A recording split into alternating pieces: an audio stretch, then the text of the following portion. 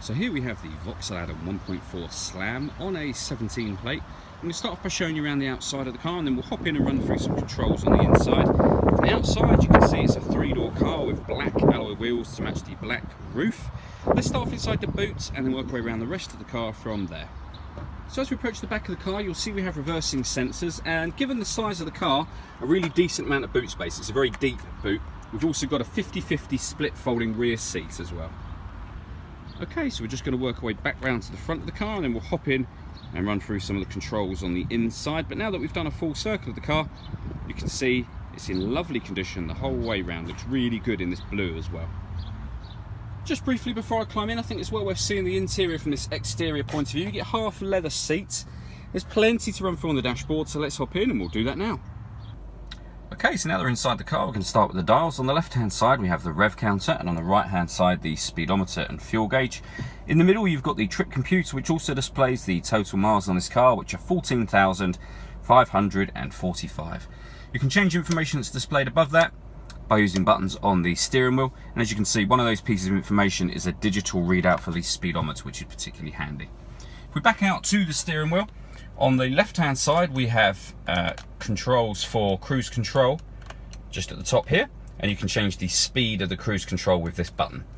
And over on the right hand side we have stereo controls for the car, as well as voice activation for the phone.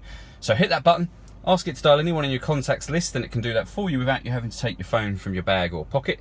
That is, of course, once you paired up the phone, and that is done over on the central screen here by hitting phone and then search devices and follow the instructions on screen from there.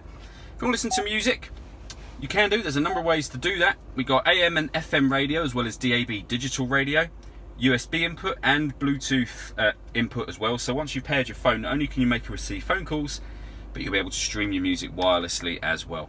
And if you connect your phone up, your smartphone up via the USB cable, you can project certain Vauxhall friendly apps up onto this screen as well. This car's also got this city button, which makes the power steering a lot lighter.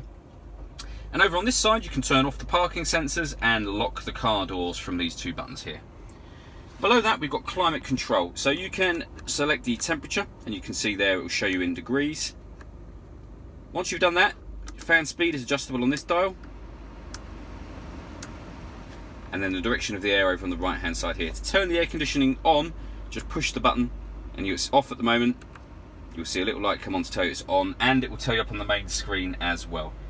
If you'd rather, you can just hit auto, and the car will maintain 18 degrees for you by taking control of the fan speed itself, and you can override that just by simply readjusting those fans.